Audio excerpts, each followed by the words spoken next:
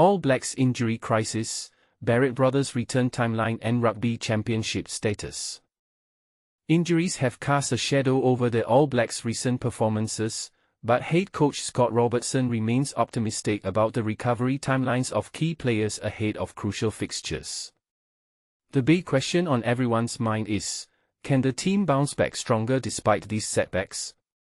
Let's delve into the details and see what lies ahead for New Zealand rugby. One name that has dominated discussions is Beauden Barrett, the veteran fly half whose broken hand has sidelined him once again. This isn't unfamiliar territory for Barrett, who suffered the same injury earlier this year during the Super Rugby Pacific campaign with the Blues, keeping him out of action for nearly 6 weeks. Speaking to reporters, Robertson expressed confidence that Barrett will need only a few weeks to recover fully. That timeline places him on track for the start of the Rugby Championship, a tournament where the All Blacks face Argentina in Cordoba on August 17, followed by another clash in Buenos Aires just 7 days later. But here's where it gets intriguing: Beauden isn't the only member of the Barrett family making headlines. His brother, Scott Barrett, the All Blacks captain, has also been dealing with fitness issues due to a calf injury.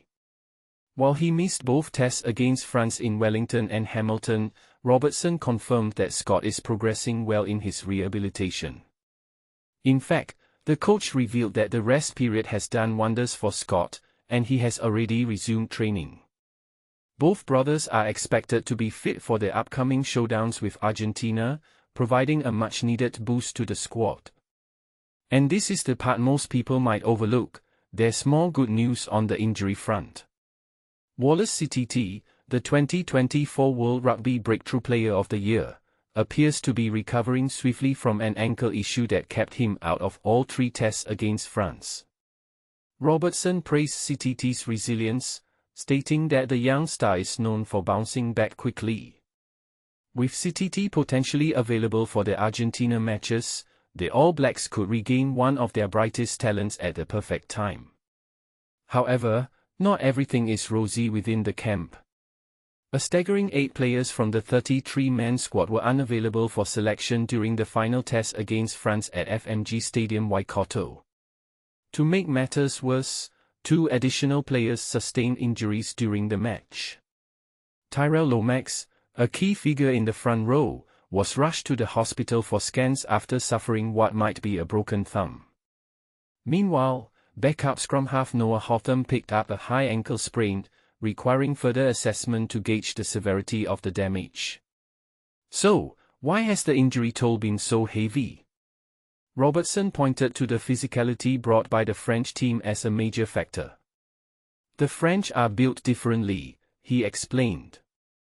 They play a unique style and defend aggressively. When you encounter such large, powerful opponents, it changes the dynamics of the game.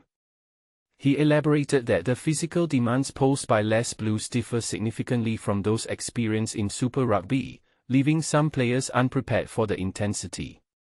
Adding to the list of absentees, versatile backrower Luke Jacobson pulled out shortly before kickoff after injuring his quad during warm-ups. It was meant to be his first appearance of the season at number 8, but instead, he watched from the sidelines as the All Blacks secured a hard-fought 29-19 victory over France. Looking ahead, winger Caleb Clarke, ankle, and prop Tomati Williams, knee, seem unlikely to feature in the Argentina matches. However, they may return in time for the 2 tests against South Africa scheduled for early September in New Zealand. This raises an interesting point: how will the All Blacks manage their resources given the packed schedule? Will the coaching staff prioritize short-term solutions or focus on long-term strategies? As the countdown to the Rugby Championship begins, fans are left wondering whether the All Blacks can overcome these challenges and reclaim their dominance on the international stage. Do you think the team's depth will be enough to withstand the mounting pressure? Share your thoughts in the comments below. All Blacks gear up for Rugby Championship with returning stars. The All Blacks are gearing up for their next big challenge in the Rugby Championship, following a grueling series against France that head coach Scott Robertson hailed as their toughest of the three-test encounter. With a 2-week tour of Argentina on the horizon, Robertson is keen to shift gears and concentrate on what lies ahead. After the hard-fought 29-19 win at Waikato Stadium, there are worries concerning the health of some key players. Tight head prop Tyrel Lomax requires a scan for an issue with one of his thumbs, while backup halfback Noah Hotham is nursing a high ankle sprain. In addition to these concerns, several players from the win over France are dealing with various bumps and bruises. Regardless, Robertson expressed satisfaction with his team's ability to come from behind and secure a series sweep of 3-0, particularly as he anticipates the return of a few significant players. Captain Scott Barrett, who suffered a calf tear, Beauden Barrett with a hand fracture, and Wallace Sititi, who has been sidelined due to an ankle injury, are all expected to rejoin the squad in time for their Rugby Championship opener in Cordoba on Sunday, August 17, followed by another match just a week later in Buenos Aires. On Monday, August 4, Robertson will announce his roster of 36 players. Notably, several team members will participate in the National Provincial Championship, NPC, that weekend. Caleb Clarke, who missed the Wellington Test due to an ankle sprain, and Rico Ione, ruled out just before the match with a hamstring injury, are both likely to be fit for selection. Tupou Vaa'i, who suffered a concussion, is also expected to recover in time, but the most significant additions might come from the two Barrett brothers and Sititi, who can bring fresh energy into the lineup.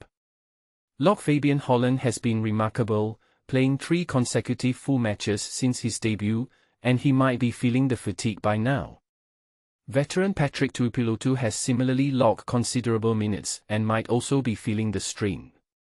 As his players gain experience and depth through this series, Robertson is focused on ensuring his crucial players are fit to contend with the tougher matches looming, particularly against the formidable Argentine team and the critical test against South Africa scheduled for September in Auckland and Wellington. Robertson noted, "The majority of players have performed admirably both on the field and off it, which is incredibly vital." He anticipates difficult decisions in the coming weeks regarding team selection, expressing excitement at the prospect of players contributing in the NPC, which will ultimately bolster their squad's depth. The distribution of forwards and backs is also a key topic that will need addressing. Holland has clearly emerged as a standout talent during the series, a fact that likely does not surprise the coaching staff considering his work ethic and the infamous training regimen under the Highlanders, where players need to be cautioned about overexerting themselves. His cardiovascular endurance certainly seems to give him an edge. In addition, du Plessis-Kirifi has seized his opportunities, dazzling last night when he scored an important try just moments after being informed he would be starting due to Luke Jacobson's quadriceps injury. Fullback Ruben Love had notable moments in his first test start, and centre Billy Proctor, who had started the earlier matches, showed improvement. Starting Tupou Vaa'i on the blindside flank, who was absent due to concussion last night, proved to be a successful tactical move, and his presence was missed in terms of his height, strength, and overall work ethic. Another highlight for Robertson was the performance of the bench, a focal point of their strategy this year. When the All Blacks face early challenges, Captain Adi Xavier remarked that they received an early punch on the nose, but were able to recover thanks to the substitutes. Halfback Hotham was electric after replacing Cortez Retema, Dalton Popolia was intense and involved, props George and Fletcher Newell made their presence felt, and midfielder Jordie Barrett delivered an outstanding performance. The All Blacks found it tough to secure a clear victory until the last portion of the match, underscoring the crucial role the bench played in their success. Robertson commented, "This was undoubtedly the toughest of the 3 tests. Every contact statistic has skyrocketed, there are many sore bodies to contend with. The French team played with great spirit and fought hard, we just couldn't distance ourselves from them enough to claim a decisive win, which reflects their determination during the match." What are your thoughts on the upcoming matches? Do you believe the All Blacks can maintain their momentum against Argentina and South Africa? Let's discuss.